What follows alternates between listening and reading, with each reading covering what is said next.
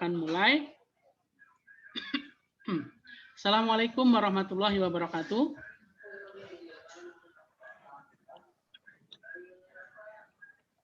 Ya, alhamdulillah. Waalaikumsalam warahmatullahi wabarakatuh. Ya, baik, alhamdulillah kita berjumpa lagi pada kesempatan hari ini di hari yang Jumat yang berkah ini ya. Ini adalah hari yang paling utama di antara satu pekan, yaitu hari Jumat. Maka hari Jumat itu kita diperintahkan untuk banyak-banyak berzikir, banyak-banyak membaca Al-Quran, dan juga banyak membaca sholawat. Ya, semoga kita nanti diberi kesempatan untuk berzikir, berdoa, dan juga membaca sholawat kepada Allah Subhanahu Wa Taala, dan juga membaca Al-Quran. Hari ini kita akan belajar mengenai praktek ibadah. Kita memasuki ke pelajaran yang ke-8, ya. Pelajaran yang ke-8. Ya, hari ini kita akan belajar mengenai hadis menuntut ilmu dan menghormati guru. Hadis menuntut ilmu dan menghormati guru. Ya, itu Kak Evan ya. Mohon maaf di mute dulu Kak Evan ya, supaya nanti Ustadz penjelasannya terdengar jelas. Baik, hadis yang ke-8 ini, pada pelajaran ke-8 itu menuntut ilmu dan menghormati guru. Ya, hadisnya ini ada di buku paket, nanti bisa kalian lihat. Kita akan contohkan bagaimana cara membacanya. Di sini Ustadz bisa membagi menjadi 2. Ini sudah Ustadz bagi menjadi 2 kalimat ya. Boleh 2 ini atau nanti ditambahkan 3 juga boleh. Ya, cara bacanya A'udzubillahi minasyaitonirrajim. Bismillahirrahmanirrahim. Ta'allamul ilma wa ta'allamu lil ilmi sakinata wal waqar wa tawadu'u liman ta'allamuna minhu. Jadi begitu. Jadi yang pertama cukup panjang, yang kedua agak pendek. Atau boleh juga dengan dibagi menjadi 3. Ta'allamul ilma wa ta'allamu lil ilmi sakinata wal waqar wa tawadu'u liman ta'allamuna minhu. Boleh. Atau yang lebih pendek juga boleh. Ta'allamul ilma wa ta'allamu lil ilmi sakinata wal waqar wa tawadu'u liman ta'allamuna minhu. Itu juga boleh ya. Tergantung nanti anak-anak bagaimana yang dianggap lebih mudah. Oke, boleh juga nanti anak-anak membaca dengan nada umi. Jadi sesuai nada umi juga boleh. Contohnya ta'allamul ilma wa ta'allamu lil ilmi sakinata wal waqar wa tawadu'u liman ta'allamuna minhu. Itu juga boleh ya. Seperti itu nanti boleh. Atau nanti seperti Ustadz tadi juga boleh. Intinya kalian nanti ketika menghafalkan hadis ini harus betul-betul hurufnya. Ya, hurufnya diperhatikan, jangan sampai nanti hurufnya salah. Karena ada sebagian anak-anak itu yang menyetor itu bacaan hurufnya salah. Kadang huruf fa, kadang dibaca ba, ada wa dan lain sebagainya. Ya, Ustadz akan ulang sekali lagi. Ta'allamul ilma wa ta'allamu lil ilmi sakinata wal waqar wa tawadu'u liman ta'allamuna minhu. Ya.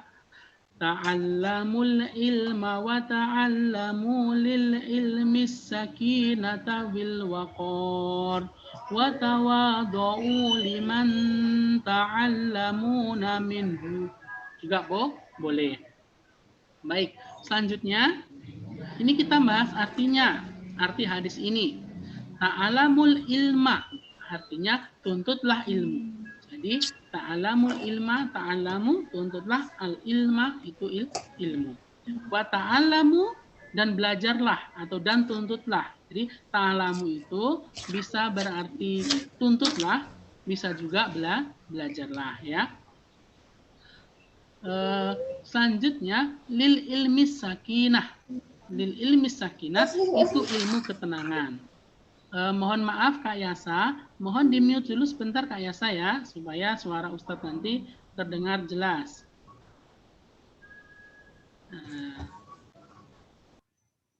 Baik, terima kasih Kak Yasa. Kak Fajri juga ya yang baru masuk. Di mute dulu. Nanti kalau ada pertanyaan silakan bertanya. Ya, Kak Fajri belum mematikan mic-nya ya. Baik, kita lanjutkan. Tadi ta'allamul ilma artinya tuntutlah ilmu.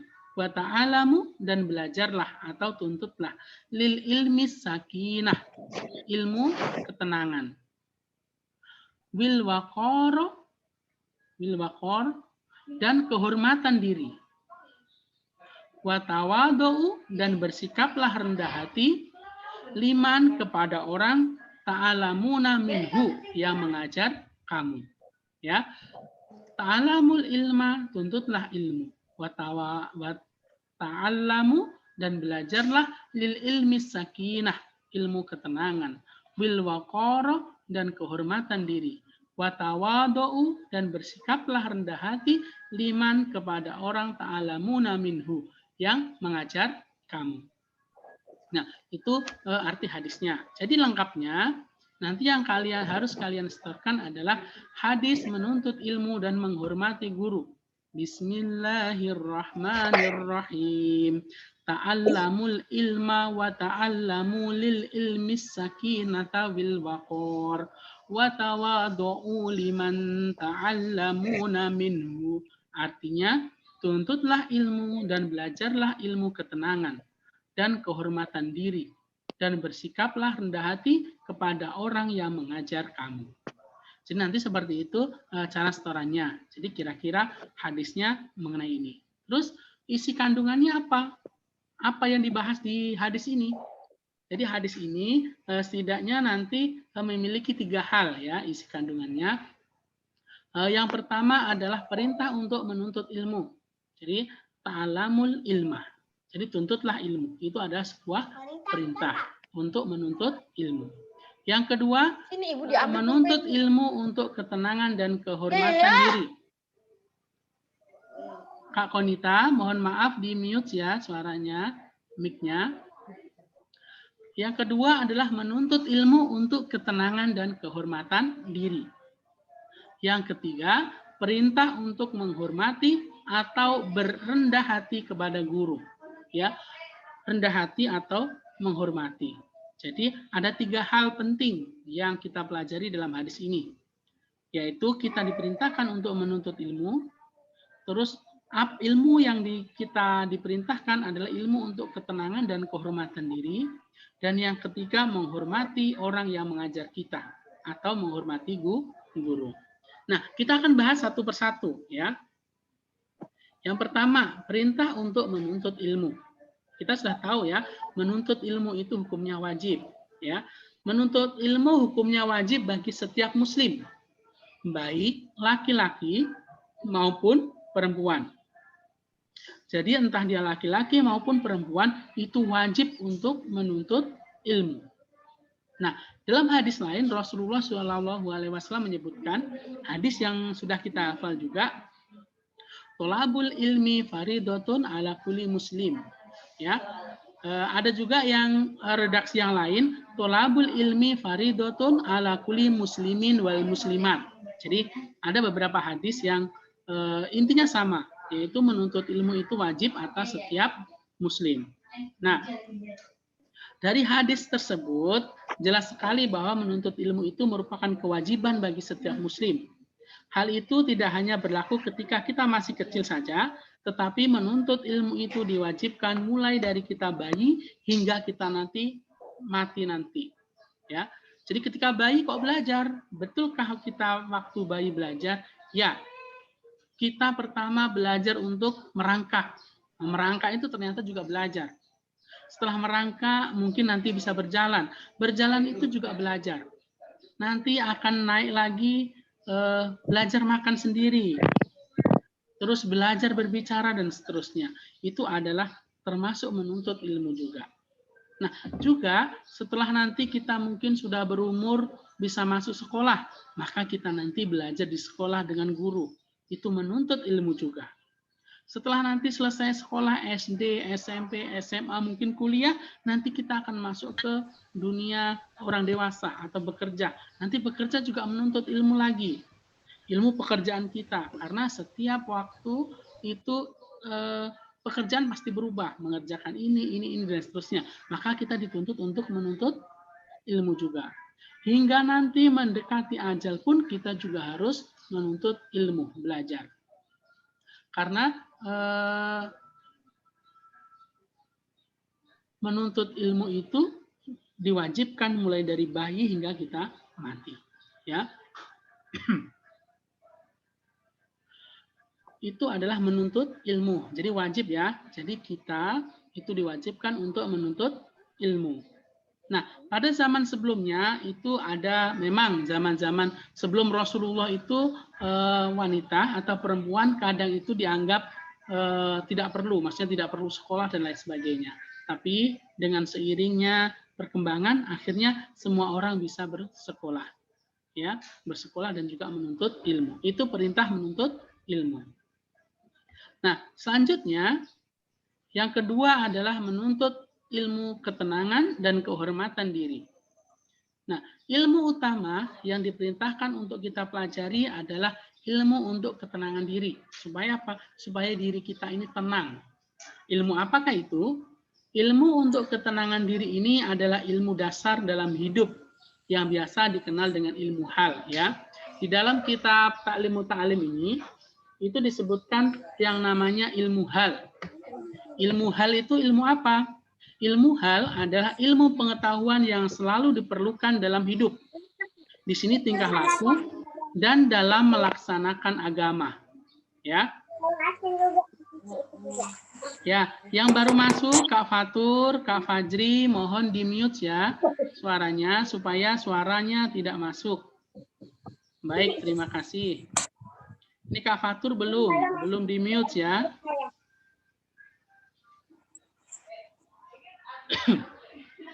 Yang pertama ilmu hal adalah ilmu pengetahuan yang selalu diperlukan dalam hidup.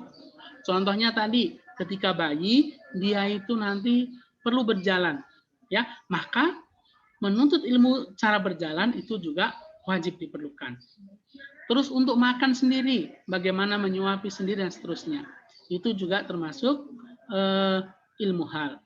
Terus di sini mengenai tingkah laku, bagaimana kita berkata baik, bagaimana kita menghormati orang tua dan lain sebagainya, itu juga termasuk ilmu hal. Dan selanjutnya ilmu yang dibutuhkan dalam melaksanakan agama. Itu yang wajib dituntut. Ilmu tadi yang pertama, ilmu tingkah laku, yang diperlukan dalam kehidupan dan juga dalam melaksanakan agama. Contohnya apa? Contohnya adalah di sini contoh ilmu hal ada dua yang Ustadz sebutkan, ilmu tentang melaksanakan ibadah kepada Allah. Contohnya ilmu mengenai sholat. Jadi kita wajib belajar. Kenapa? Karena sholat itu wajib bagi setiap muslim. Maka mempelajari ilmu mengenai sholat juga wajib. Jangan sampai nanti kita beribadah, tetapi kita tidak punya ilmunya. Nanti kita sholatnya sembarangan, maka itu juga salah. Maka ilmu dalam beribadah itu harus kita pelajari. Ya, bagaimana kita sholat, bagaimana kita zakat, bagaimana nanti berpuasa, itu adalah ilmu-ilmu yang wajib dipelajari. Hal-hal yang berkaitan dengan keagamaan. Terus yang kedua, ilmu tingkah laku untuk menjalani kehidupan dan lain-lain. Ini juga bagaimana ternyata kita bersikap itu juga harus dipelajari. Oh, kepada orang tua kita harus hormat. Nanti ketemu orang kita mengucapkan salam dan sebagainya. Itu juga ilmu tingkah laku yang harus kita pelajari. Nah, dengan mempelajari ilmu ini, maka akan memunculkan ketenangan dalam diri seseorang. Ketika kita sudah memiliki ilmu pengetahuan mengenai tingkah laku yang baik, maka hidup kita nanti akan tenang. Bertemu dengan orang itu tidak akan jadi masalah. Ya, berhubungan dengan orang lain juga tidak masalah. Maka hati kita tenang. Dan kita pun juga tenang karena apa? Karena insya Allah nanti Allah akan memberikan kebahagiaan kepada kita, bahagia di dunia dan akhirat. Kenapa? Karena kita telah melaksanakan ibadah atau agama dengan benar. Ya, maka itu ilmu hal, yaitu ilmu yang memunculkan ketenangan dalam diri seseorang. Baik Kak Wildan, jangan coret-coret Kak Wildan ya. Kalau ada yang ditanyakan silahkan angkat tangan. Raise your hand. Baik, selanjutnya ya. Selanjutnya adalah ilmu yang diperintahkan untuk kita pelajari adalah ilmu untuk kehormatan diri. Maksudnya adalah ilmu yang dengannya kita dapat memiliki kehormatan ataupun sesuatu yang memiliki nilai lebih ya, yang menjadikan hidup kita menjadi lebih baik. Bisa untuk memperoleh pekerjaan dan juga penghasilan. Jadi kehormatan diri itu contoh ya, seseorang nanti yang ilmu tadi, ilmu halnya, perilakunya sudah, agamanya sudah. Kemudian dia menuntut ilmu yang lain, contohnya ilmu pembelajaran seperti ustadz. Maka ustadz nanti menuntut ilmu pembelajaran supaya bisa mengajar. Maka dengan mengajar itu nanti ustadz bisa mendapatkan pekerjaan, bisa mendapatkan penghasilan, dan juga ustadz mendapatkan kehormatan menjadi seorang guru. Kita dihargai oleh orang lain. Jadi misalnya seperti itu. Nah, contohnya di sini adalah ilmu kedokteran. Nah, mungkin ada ya di antara anak-anak nanti yang bercita-cita menjadi dokter. Maka itu nanti sesuatu yang mulia. Dan ini akan mendapatkan kehormatan. Ya, oh ini mungkin Dokter Wildan. Luar biasa ya. Dokter Wildan sebagai dokter gigi dan seterusnya. Ya, mungkin ada juga yang ilmu keguruan. Mungkin ada yang bercita-cita menjadi seorang guru. Maka itu nanti juga akan mendapatkan pekerjaan dan juga penghasilan dan juga kehormatan juga. Selanjutnya ilmu ekonomi. Ilmu ekonomi itu mungkin bisa berdagang ya, berdagang, jual beli dan lain sebagainya. Mungkin nanti ada yang bercita-cita menjadi seorang wira swasta atau pengusaha, maka nanti bisa belajar ilmu ekonomi. Selanjutnya ilmu pertambangan. Di Kalimantan itu banyak tambang ya, mungkin tambang batu bara yang paling banyak. Maka ilmu dengan pertambangan itu juga diperlukan. Itu nanti bisa menjadikan kita memperoleh pekerjaan dan juga penghasilan sehingga kita memiliki kehormatan diri. Ya, orang yang memiliki pekerjaan itu dianggap terhormat dibanding yang tidak. Ya, orang yang mungkin berjualan kue lah mungkin ya, itu lebih terhormat daripada orang yang meminta-minta. Ya, mungkin ada pengemis di pinggir jalan yang meminta-minta, maka itu bisa kita anggap tidak terhormat. Ya, ya Kak Wildan, ada yang ditanyakan? Kak Wildan? Ini Kak Wildan angkat tangan, ada yang mau disampaikan?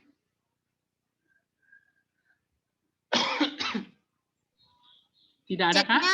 Chatnya tidak kelihatan gambarnya. Oh, tidak kelihatan gambarnya. Kak Wildan? Ada yang mau menyampaikan tadi? Ya, enggak ya. Oke, nanti karena ya. chatnya. Oh, karena chatnya. Oh, baik. Mungkin teman-teman tidak chat dulu ya. Kalau di layar Ustadz itu tidak muncul chatnya ya. Chatnya bikin gambarnya tidak kelihatan. Maksudnya gambar dari Ustadz yang tidak kelihatan atau bagaimana Kak? Baik, tidak apa-apa. Nanti bisa dilihat lagi di video Ustadz ya. Kelindung dengan chat.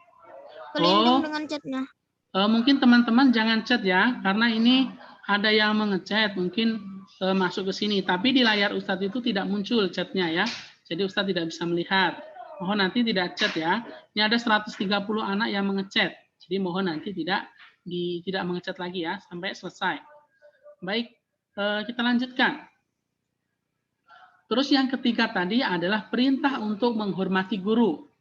Menuntut ilmu tadi hukumnya wajib.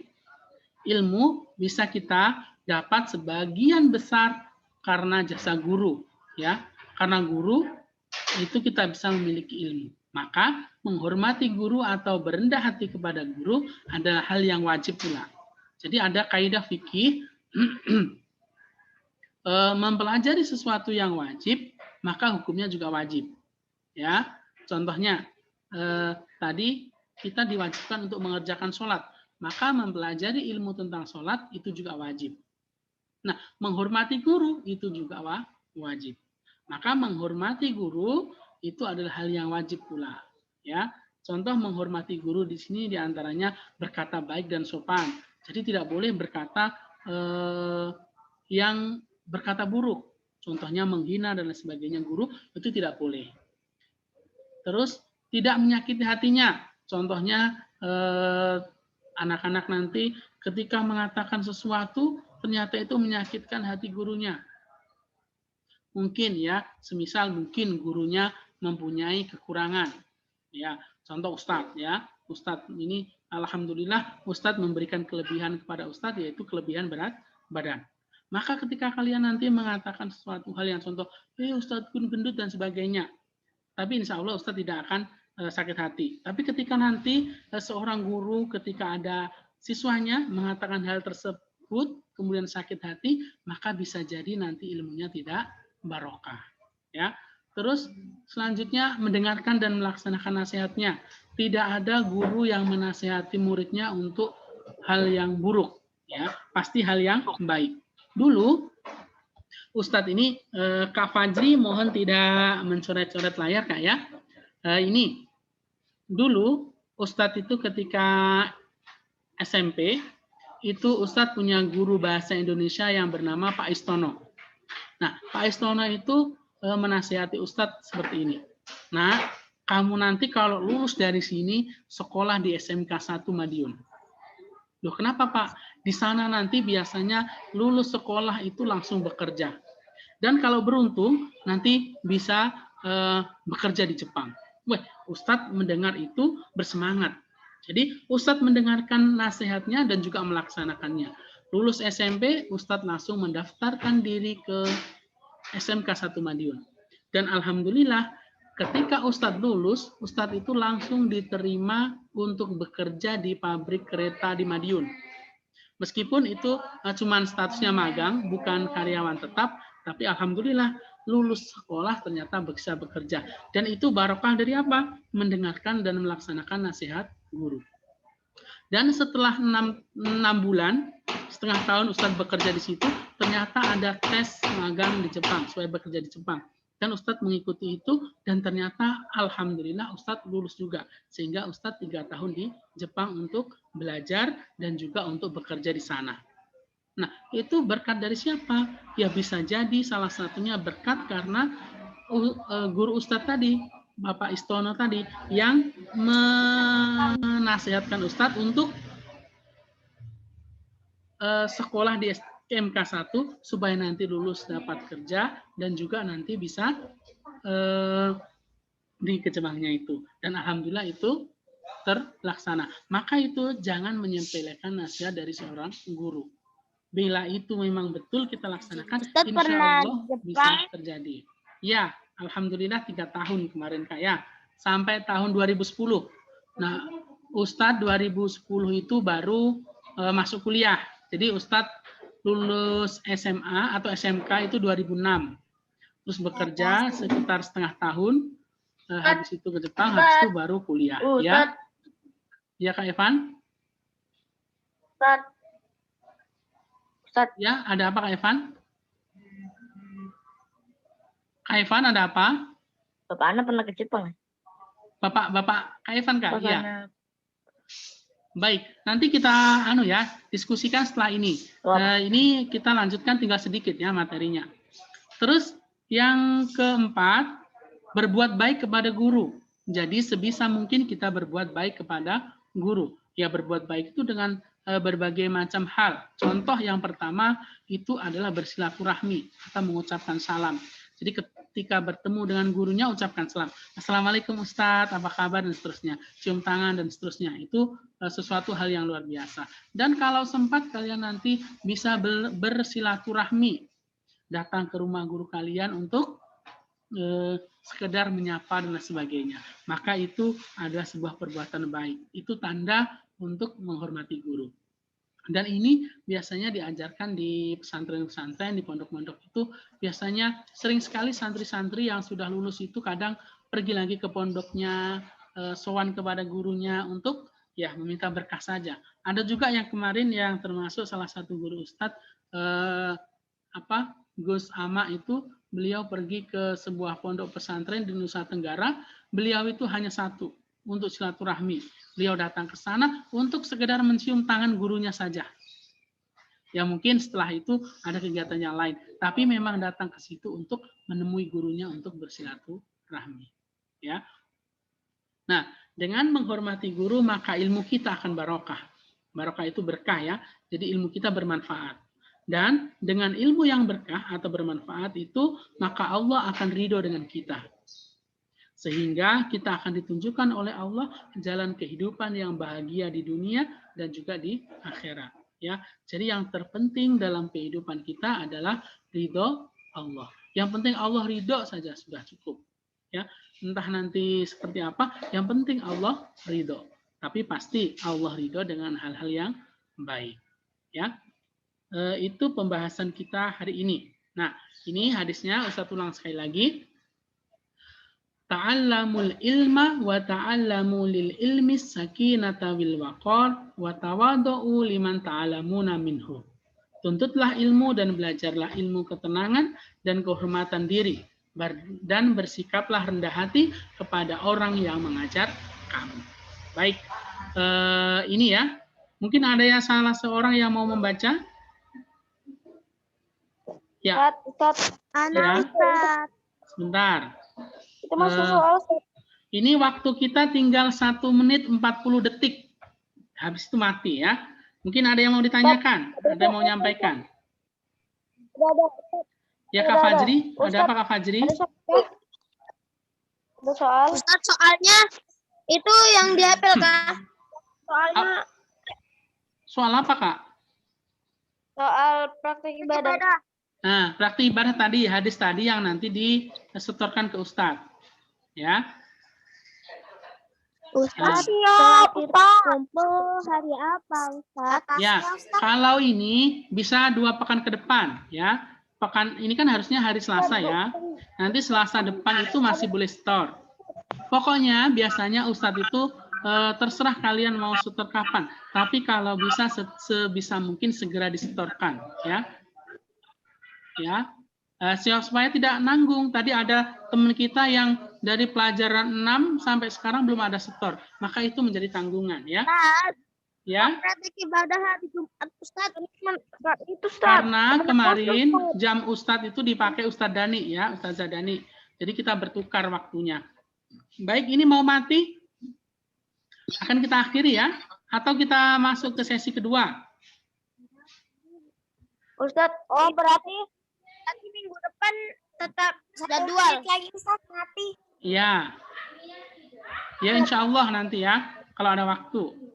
Nanti mungkin kita akan setorannya langsung saja. Ya. Pekan depan Ustaz, ada munasabah Ustaz. Oh iya, berarti kita tidak ada pertemuan, tidak apa-apa. Yang penting setoran saja. Baik ya. Ini sebentar lagi mati.